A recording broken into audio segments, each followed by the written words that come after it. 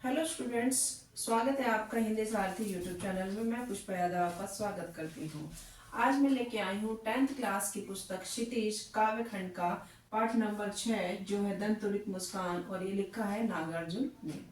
नागार्जुन का जन्म 1911 में बिहार के दरभंगा जिले के सतलका गांव में हुआ था। इनकी प्रारंभिक शिक्षा संस्कृत पाठशाला से हुई थी और ये शिक्षा ग्रहण करने के लिए बंगाल और कलकत्ता भी गए थे।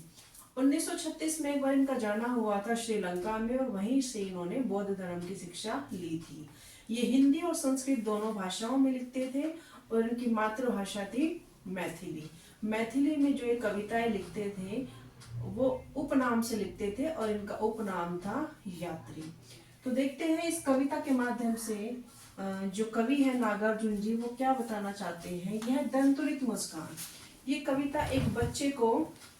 केंद्र में रखकर लिखी गई है कि जब एक बच्चे की जो मुस्कान होती है, मनोहारी मुस्कान, वो किस तरह से किसी के भी हृदय को आनंदित कर देती है और कोई भी व्यक्ति एक बच्चे की मुस्कान को देखकर प्रसन्नचित्त हो जाता है। तुम्हारी है दंतुरित मुस्कान, मृतक में भी डाल देगी जान। धूली धूसर तुम्हारे ये गात, छोड़ कर तालाब मेरी झोपड़ी में खिल रहे जलजात। यानी कि एक बच्चे के लिए कह रहे हैं कि जब एक बच्चा हंसता है और उसके जो छोटे उबड़ खाबड़, यानी कि कोई छोटा कोई बड़ा दांत होता है, कोई किसी बच्चे के जब नए दांत आने शुरू होते हैं तो दांत कैसे होते हैं? दंतुरित। जैसे दंतुरित नदियां होती हैं जो स्फेरिकल शेप में होती हैं, तो इसी तरह से जो बच्चे की जो दांत हैं, वो जो मुस्कान है वो किस तरह से दंतुरित है, छोटे बड़े दांतों के साथ। तो जब वो हंसता है बच्चा, छोटा बच्चा अपने मुस्कान के साथ, तो मृतक में भी जान डाल देती है। यानी कि ये एक अतिशयोक्ति हम कह सकते हैं कि मृतक में भी वो छोटे बच्चे की जो मुस्कान है वो जान डाल देती है। धूली धूसर तुम्हारे ये गात, गात यानी कि शरीर, और धूली धूसर, और जो बच्चे के जो अंग प्रत्यंग है वो धूल में सने रहते हैं क्योंकि बच्चे को मिट्टी में खेलना अच्छा लगता है। छोड़ कर तालाब मेरी झोपड़ी में खिल रहे जंजाल। और कवि कह रहा है कि ये जो बच्चा मुझे कहीं दिख गया है, कहीं जो नागार्जुन है वो किसी यात्रा पर जा रहे थे, क्योंकि कवियों को क्या है, कुछ कल्पना के लिए, कुछ प्रेरणा लेने के लिए यात्राएं करते रहते हैं ताकि इनको एक विषय मिल जाए, किसी एक नए विषय पर कविता लिखने के लिए इनको कुछ विषय मिल जाए, इसलिए इधर से उधर घूमते रहते हैं। और घुमक्कड़ इनका स्वभाव होता है, क्योंकि घूमेंगे, नई नई चीजों को ऑब्जर्व करेंगे, तभी ये नई नई अच्छी अच्छी कविताएं लिख पाते हैं। तो कहीं इसी तरह से एक बार जो कवि है ये जा रहा था अपनी किसी यात्रा पर, तो इसको एक छोटा बच्चा दिखाई दे जाता है जो अपनी माँ के साथ था। तो कवि कह रहा है, छोड़ कर तालाब मेरी झोपड़ी में खिल रहे जलजा, कि मेरी बहुत अच्छी किस्मत है, या फिर कह सकते हैं कि मेरा सौभाग्य है कि मुझे ये वो जो प्यारा बच्चा है वो दिख गया है, यानी कि मेरी ये संगत में आ गया, या फिर मैं इसकी संगत में आ गया हूँ। परस पाकर तुम्हारा ही प्राण, पिघल कर जल बन गया होगा कठिन पाषाण। परस पाकर यानी कि तुम्हारा सानिध्य पाकर, बच्चे के लिए कह रहे हैं, बच्चे को संबोधित करते हुए, कि जब उस बच्चे को देखकर कठिन जो पाषाण है, पाषाण यानी कि पत्थर, और तुम्हारा जो उसका समीप्य पाकर, उसका सानिध्य पाकर कवि बहुत अपने आप को आनंदित और मनोहारी महसूस कर रहा है, और कह रहे हैं कि छोटे बच्चे की मुस्कान से जो एक कठिन जो पत्थर होता है, यानी कि जो पाषाण होता है, वो भी पिघलकर जल बन जाता है। छू गया तुमसे कि झरने लग पड़े, शेफालिका के फूल, बास था की बबूल। शेफालिका के फूल, जहाँ कहीं झरने होते हैं तो वहां शेफालिका का पेड़ होता है, उसमें बहुत ही छोटे छोटे सफेद फूल होते हैं और वो बहुत ही कोमल और नाजुक होते हैं जो सभी को बहुत अच्छे लगते हैं। तो कवि यहाँ उन्हीं के बारे में बताते हुए कह रहा है कि जिस तरह से झरने के पास जो है शेफालिका के फूल खिल जाते हैं, तो ठीक उसी तरह ही जो बच्चे की मुस्कान है वो कवि को प्रतीत हो रही है कि जिस तरह से सफेद रंग के शेफालिका के फूल खिल जाते हैं झरने के पास, जो सभी को बहुत अच्छे लगते हैं, तो कवि को भी उस बच्चे की जो मुस्कान है, दांतों दांतों के साथ जो मुस्कुरा रहा है बच्चा, तो कवि को उसके जो दांत है वो शेफालिका के फूल के समान ही लग रहे हैं। बास था की बबूल, यानी कि कोई कैसा भी कठोर व्यक्ति हो, यहाँ पर तुलना की है बांस और बबूल से, क्योंकि बांस जो है वो एक सीधा पेड़ होता है, यानी कि वृक्ष, पेड़ हम कह सकते हैं, जिसमें ना कोई फूल आते हैं ना कुछ फल वगैरह होते हैं, और बबूल हम सभी जानते हैं कांटेदार एक झाड़ी होती है। तो यहाँ बबूल और बांस का उदाहरण देकर कवि व्यक्तियों के बारे में बता रहे हैं कि चाहे कितने भी कठोर हृदय का व्यक्ति हो, जैसे ही वो किसी बच्चे को देखते हैं, छोटे बच्चे को, तो वो भी जो है मुस्कुराने लगते हैं। तो यानी कि बांस था कि बबूल, कोई भी व्यक्ति हो, चाहे कितना ही कठोर हृदय हो, वो बच्चे की मुस्कान को देखकर उनका भी हृदय पिघल जाता है।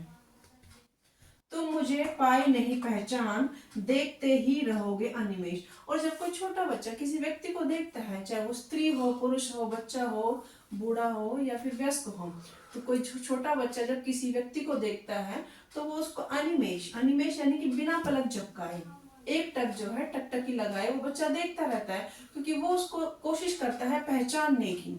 हाँ, उसने जो है अभी तक अपनी माँ को देखा है, अपने परिवार के सदस्यों को देखा है, लेकिन जैसे ही कोई अनजान व्यक्ति उसको दिखता है बच्चे को, तो वो एक टक जो है बिना पलक झपकाए उसको देखता रहता है और शायद पहचानने की कोशिश करता है। थक गए हो आंख लूं मैं फिर, क्या हुआ यदि हो सके परिचित न पहली बार। यानी कि कवि बच्चे को बोल रहा है कि अगर तुम थक गए हो, लगातार बिना पलक झपकाए वो बच्चा देख रहा है, तो कवि कह रहा है कि तुम थक गए होगे, तुम्हारी आंखें थक गई होंगी, क्योंकि तुम लगातार मुझे देख रहे हो, तो मैं जो है मैं अपनी आंखें फेर लेता हूँ, मैं तुम्हारे ऊपर से अपना ध्यान हटा लूंगा, तो बच्चा भी जो है इधर उधर देखने लगेगा, उसकी पलकें जो है चमकने लगेगी। क्या हुआ यदि हो सके न परिचित पहली बार, यदि तुम्हारी माँ न माध्यम बनी होती आज। वो कवि कह रहा है कि अगर मैं यहाँ से नहीं गुजरता और तुम्हारी माँ जो है किसी भी काम से जो आई होगी अपने बच्चे के साथ, तो अगर तुम्हारी माँ यहाँ नहीं होती तो शायद मैं भी तुम्हारी जो मनोहारी मुस्कान है वो नहीं देख पाता। मैं न सकता देख, मैं न जाता पान, तुम्हारी यह दंतोरित मुस्कान, धन्य तुम माँ भी तुम्हारी धन्य। और कवि कह रहा है बच्चे के लिए कि जो अगर तुम्हारी माँ आज किसी भी काम से जो यहाँ पर आई है तुम्हारे साथ, वो नहीं आती, तो ना मैं तुम्हें देख पाता, ना मैं तुम्हें जान पाता, ना ही तुम्हारी सुंदर और मनोहारी मुस्कान को मैं महसूस कर पाता। चिर प्रवासी मैं इतर मैं अन्य, मैं तो प्रवासी हूँ। कवि अपने बारे में कह रहा है प्रवासी हूँ मैं, तो कभी इधर कभी उधर, हमारा स्वभाव होता है घूमने का, क्योंकि हमें अपनी कविताएं लिखने के लिए कोई एक नया विषय चाहिए होता है, कुछ कल्पना चाहिए होती है, तो मैं तो प्रवासी हूँ, मैं इधर से उधर घूमता रहता हूँ। इस अतिथि से प्रिय क्या रहा संपर्क, यानी कि तुम, अपने लिए कवि कह रहा है कि मैं तुम्हारे लिए मेहमान हूँ, अनजान हूँ, और तुम जो है मुझे कैसे जानोगे, ना मैं तुम्हारे कभी संपर्क में आया हूँ और ना ही तुमने मुझे कभी इससे पहले देखा है। उंगलियां माँ की कराती रही है मधुपर्क, तुम्हारे लिए तो तुम्हारी जो माँ है वही जो है मधुपर्क कराती है। मधुपर्क एक तरह से हम कह सकते हैं, सामान्य भाषा में मधुपर्क कहा जाता है पंचामृत को, जिसमें जो है 5 यानी कि घी, दूध, दही, शहद, थोड़ा मीठा, चीनी वगैरह या मिश्री वगैरह, इन सब 5 चीजों से मिलाकर जो पंचामृत बनता है। तो कवि ने जो है माँ की महत्वता को बताते हुए कि किसी भी बच्चे के लिए जो माँ का जो दूध होता है, नए दांत आने शुरू होते हैं, तो दांत कैसे होते हैं, दंतुरित, जैसे दंतुरित नदियां होती हैं जो स्फेरिकल शेप में होती हैं, तो इसी तरह से जो बच्चे की जो दांत है, वो जो मुस्कान है, वो किस तरह से दंतुरित है, छोटे बड़े दांतों के साथ। तो जब वो हंसता है बच्चा, छोटा बच्चा अपने मुस्कान के साथ, तो मृतक में भी जान डाल देती है। यानी कि ये एक अतिशयोक्ति हम कह सकते हैं कि मृतक में भी वो छोटे बच्चे की जो मुस्कान है वो जान डाल देती है। धूली दूसर तुम्हारे ये गात, गात यानी कि शरीर, और धूली दूसर, और जो बच्चे के जो अंग प्रत्यंग है वो धूल में सने रहते हैं, क्योंकि बच्चे को मिट्टी में खेलना अच्छा लगता है। छोड़कर तालाब मेरी झोपड़ी में खिल रहे जलजात। और कवि कह रहा है कि ये जो बच्चा मुझे कहीं दिख गया है, कहीं जो नागार्जुन है वो किसी यात्रा पर जा रहे थे, क्योंकि कवियों को क्या है, कुछ कल्पना के लिए, कुछ प्रेरणा लेने के लिए यात्राएं करते रहते हैं, ताकि इनको एक विषय मिल जाए, किसी एक नए विषय पर कविता लिखने के लिए इनको कुछ विषय मिल जाए, इसलिए इधर से उधर घूमते रहते हैं। और घुमक्कड़ इनका स्वभाव होता है, क्योंकि घूमेंगे, नई नई चीजों को ऑब्जर्व करेंगे, तभी ये नई नई अच्छी अच्छी कविताएं लिख पाते हैं। तो कहीं इसी तरह से एक बार जो कवि है ये जा रहा था अपनी किसी यात्रा पर, तो इसको एक छोटा बच्चा दिखाई दे जाता है जो अपनी माँ के साथ था। तो कवि कह रहा है छोड़कर तालाब मेरी झोपड़ी में खिल रहे जलजात, कि मेरी बहुत अच्छी किस्मत है, या फिर कह सकते हैं कि मेरा सौभाग्य है कि मुझे ये वो जो प्यारा बच्चा है वो दिख गया है, यानी कि मेरी ये संगत में आ गया या फिर मैं इसकी संगत में आ गया हूँ। परस पाकर तुम्हारा ही प्राण पिघल कर जल बन गया होगा कठिन पाषाण। परस पाकर यानी कि तुम्हारा सानिध्य पाकर, बच्चे के लिए कह रहे हैं, बच्चे को संबोधित करते हुए कि जब उस बच्चे को देखकर कठिन जो पाषाण है, पाषाण यानी कि पत्थर, और तुम्हारा जो उसका समीप्य पाकर, उसका सानिध्य पाकर कवि बहुत अपने आप को आनंदित और मनोहारी महसूस कर रहा है और कह रहे हैं कि छोटे बच्चे की मुस्कान से जो एक कठिन जो पत्थर होता है यानी कि जो पाषाण होता है वो भी पिघलकर जल बन जाता है। छू गया तुमसे कि झरने लग पड़े शेफालिका के फूल, बास था की बबूल। शेफालिका के फूल, जहाँ कहीं झरने होते हैं तो वहां शेफालिका का पेड़ होता है, उसमें बहुत ही छोटे छोटे सफेद फूल होते हैं और वो बहुत ही कोमल और नाजुक होते हैं जो सभी को बहुत अच्छे लगते हैं। तो कवि यहाँ उन्हीं के बारे में बताते हुए कह रहा है कि जिस तरह से झरने के पास जो है शेफालिका के फूल खिल जाते हैं, तो ठीक उसी तरह ही जो बच्चे की मुस्कान है वो कवि को प्रतीत हो रही है कि जिस तरह से सफेद रंग के शेफालिका के फूल खिल जाते हैं झरने के पास जो सभी को बहुत अच्छे लगते हैं, तो कवि को भी उस बच्चे की जो मुस्कान है, दांतों के साथ जो मुस्कुरा रहा है बच्चा, तो कवि को उसके जो दांत है वो शेफालिका के फूल के समान ही लग रहे हैं। बास था की बबूल यानी कि कोई कैसा भी कठोर व्यक्ति हो, यहाँ पर तुलना की है बांस और बबूल से, क्योंकि बांस जो है वो एक सीधा पेड़ होता है, यानी कि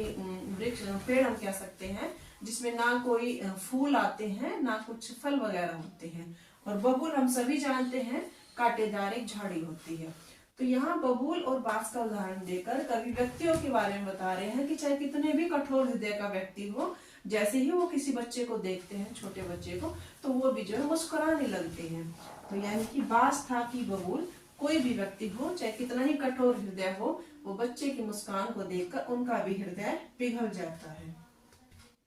तुम मुझे पाई नहीं पहचान, देखते ही रहोगे अनिमेष। और जब कोई छोटा बच्चा किसी व्यक्ति को देखता है, चाहे वो स्त्री हो, पुरुष हो, बच्चा हो, बूढ़ा हो या फिर वयस्क हो, तो कोई छोटा बच्चा जब किसी व्यक्ति को देखता है तो वो उसको अनिमेष, अनिमेष यानी कि बिना पलक झपकाए, एक टक जो है टकटकी लगाए वो बच्चा देखता रहता है, क्योंकि वो उसको कोशिश करता है पहचानने की। हाँ, उसने जो है अभी तक अपनी माँ को देखा है, अपने परिवार के सदस्यों को देखा है, लेकिन जैसे ही कोई अनजान व्यक्ति उसको दिखता है बच्चे को, तो वो एक टक जो है बिना पलक झपकाए उसको देखता रहता है और शायद पहचानने की कोशिश करता है। थक गए हो आंख लूं मैं फेर, क्या हुआ यदि हो सके परिचित न पहली बार। यानी कि कवि बच्चे को बोल रहा है कि अगर तुम थक गए हो, लगातार बिना पलक झपकाए वो बच्चा देख रहा है, तो कवि कह रहा है कि तुम थक गए होगे, तुम्हारी आंखें थक गई होंगी क्योंकि तुम लगातार मुझे देख रहे हो, तो मैं जो है मैं अपनी आंखें फेर लेता हूँ, मैं तुम्हारे ऊपर से अपना ध्यान हटा लूंगा, तो बच्चा भी जो है इधर उधर देखने लगेगा, उसकी पलकें जो है चमकने लगेगी। क्या हुआ यदि हो सके न परिचित पहली बार, यदि तुम्हारी माँ ने माध्यम बनी होती आज। कवि कह रहा है कि अगर मैं यहाँ से नहीं गुजरता और तुम्हारी माँ जो है किसी भी काम से जो आई होंगी अपने बच्चे के साथ, तो अगर तुम्हारी माँ यहाँ नहीं होती तो शायद मैं भी तुम्हारी जो मनोहारी मुस्कान है वो नहीं देख पाता।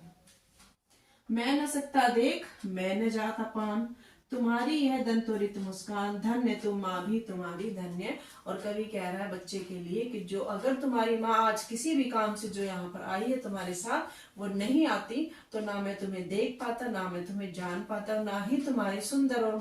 मनोहारी मुस्कान को मैं महसूस कर पाता।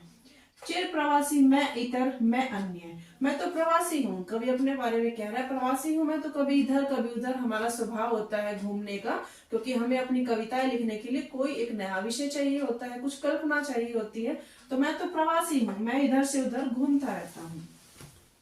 इस अतिथि से प्रिय क्या रहा संपर्क, यानी कि तुम, अपने लिए कवि कह रहा है कि मैं तुम्हारे लिए मेहमान हूँ, अनजान हूँ, और तुम जो है मुझे कैसे जानोगे, ना मैं तुम्हारे कभी संपर्क में आया हूँ और ना ही तुमने मुझे कभी इससे पहले देखा है। उंगलियां माँ की कराती रही है मधुपर्क, तुम्हारे लिए तो तुम्हारी जो माँ है वही जो है मधुपर्क कराती है। मधुपर्क एक तरह से हम कह सकते हैं, सामान्य भाषा में मधुपर्क कहा जाता है पंचामृत को। जिसमें जो है 5 यानी कि घी, दूध, दही, शहद, थोड़ा मीठा, चीनी वगैरह या मिश्री वगैरह, इन सब 5 चीजों से मिलाकर जो पंचामृत बनता है। तो